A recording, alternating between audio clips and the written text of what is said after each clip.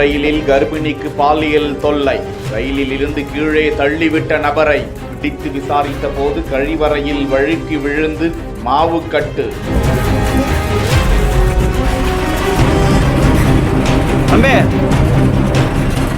ஆந்திர மாநிலம் சித்தூரை சேர்ந்த 4 மாத கர்ப்பிணி பெண் ஒருவர் திருப்பூரில் உள்ள தனியார் பனியன் நிறுவனத்தில் பணிபுரிந்து வந்த நிலையில் தனது சொந்த ஊரான சித்தூருக்கு செல்வதற்காக கோவை வழியாக திருப்பதி செல்லும் இன்டர்சிட்டி விரைவு ரயிலில் பயணம் செய்து கொண்டிருந்த போது அந்த கர்ப்பிணி ரயிலில் கழிவறைக்கு சென்ற போது அங்கு ஒரு நபர் பின்தொடர்ந்து சென்று பாலியல் தொல்லை செய்ததால் அந்த பெண் கூச்சலிட அந்த ரயில் வேலூர் மாவட்டம் கேவி குப்பம் அருகே சென்று கொண்டிருந்த போது பெண்ணை ரயிலில் இருந்து கீழே தள்ளிவிட்டு விட்டாராம் அந்த நபர். தொடர்ந்து காட்பாடி ரயில் நிலையம் வந்ததும் அந்த நபர் இறங்கி சென்று விட சக பயணிகள் தகவலை தெரிவித்தவுடன் ஜோலார்பேட்டை ரயில்வே துறையினர் கண்டவாள பகுதியில் நடந்து சென்று கர்ப்பிணி பெண்ணை மீட்டு பார்த்த போது அவருக்கு கை கால் முறிவு ஏற்பட்டு தலையிலும் பலத்த காயமடைந்து உயிருக்கு போராடி கொண்டிருந்தாராம். அவரை மீட்டு வேலூர் அடுக்கம்பாறை அரசு மருத்துவக் கல்லூரி மருத்துவமனையில் அனுமதித்து பாலியல் தொல்லை கொடுத்து தள்ளிவிட்ட நபரை தீவிரமாக தேடி சிசிடிவி கேமராக்களை கைப்பற்றி